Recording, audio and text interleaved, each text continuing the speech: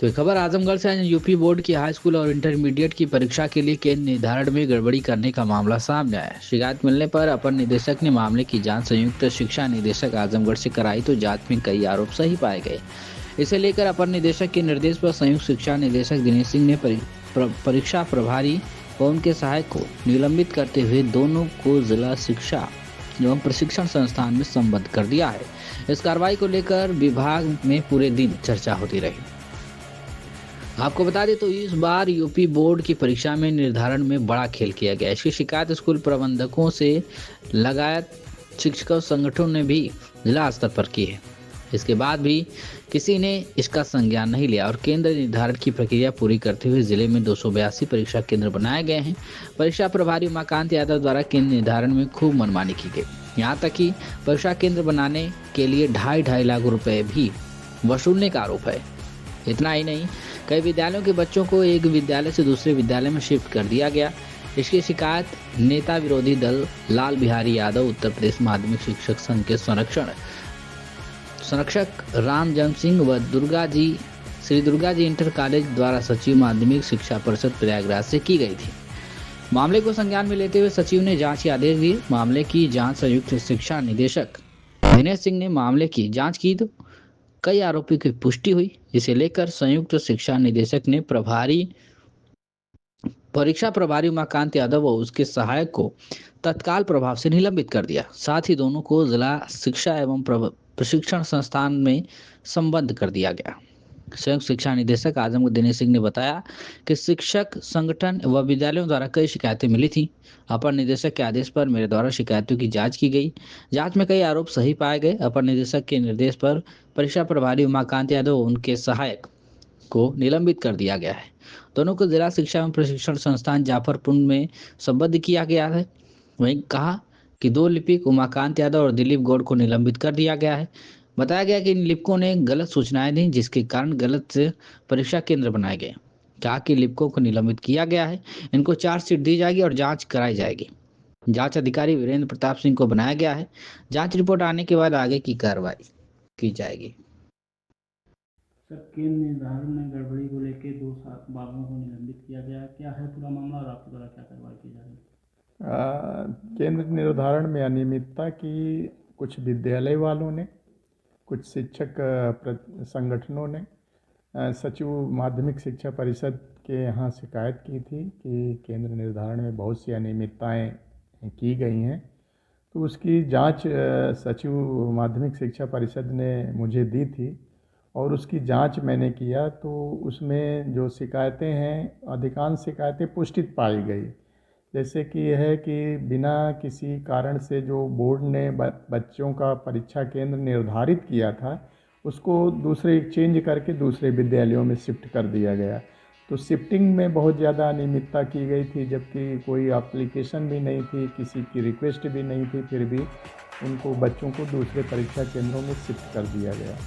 एक दूसरा प्रकरण था कि एक लालगंज के विद्यालय का सेंटर रौना पार करीब 70 किलोमीटर दूर कर दिया गया और प्लस आधारभूत जो सूचनाएं हैं वो कंप्यूटर में फीड की जाती हैं, उसी के आधार पर माध्यमिक शिक्षा परिषद बोर्ड ऑनलाइन परीक्षा केंद्र बनाता है। उन आधारभूत सूचनाओं के फीड करने में भी अनियमितता बरती गई है।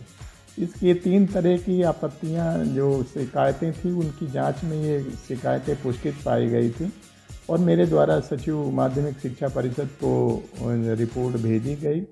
उनसे इसके बाद जो है विभाग से निर्देश प्राप्त होने के उपरांत मैंने 2 बाबुओं को जो है उसमें निलंबित किया है। एक हैं उमाकांत यादव जो परीक्षा प्रभारी थे, और इसके पहले एक दिलीप गौड़ थे जो पहले आधारभूत सूचनाएं कंप्यूटर में फीड किया था। तो दोनों दोषी पाए गए थे कि उन्होंने गलत सूचनाएं फीड की, जिसके कारण से गलत परीक्षा केंद्र निर्धारित हो गए माध्यमिक शिक्षा परिषद द्वारा। तो ये इन्हीं अनियमितताओं के कारण उनको निलंबित किया गया है।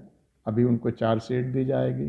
अनुशासनात्मक कार्रवाई में जांच अधिकारी नियुक्त कर दिया गया है वीरेंद्र प्रताप सिंह को, और जांच में जो आएगा उसकी उसी अनुरूप उनको दंड भी दिया जाएगा। सर कितने स्कूलों के गड़बड़ी पाई गई थी?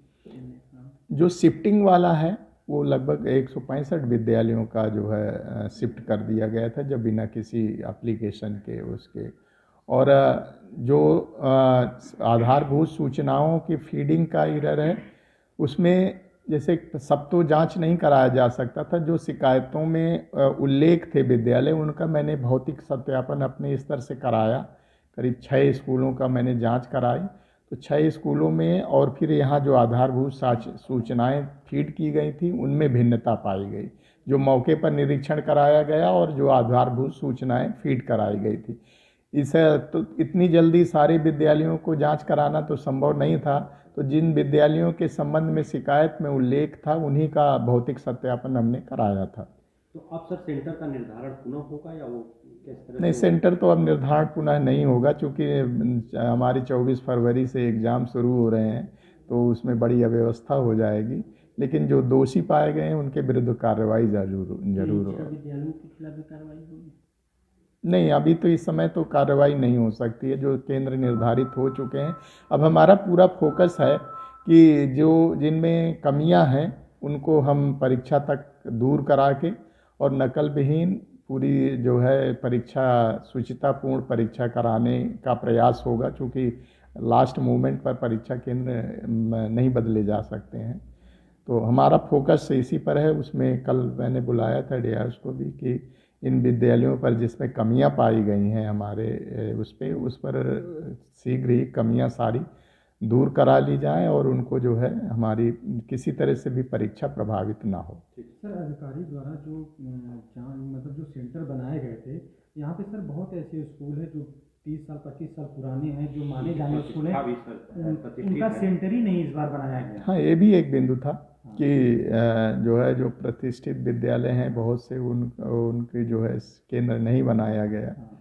लेकिन केंद्र बनाना या ना बनाना वो तो अलग हो, सभी परीक्षा केंद्र नहीं बन सकते हैं, लेकिन जो बनाए गए उनमें अनियमितता पाई जाएगी तो उस पर कार्रवाई हुई है। ठीक, थैंक यू।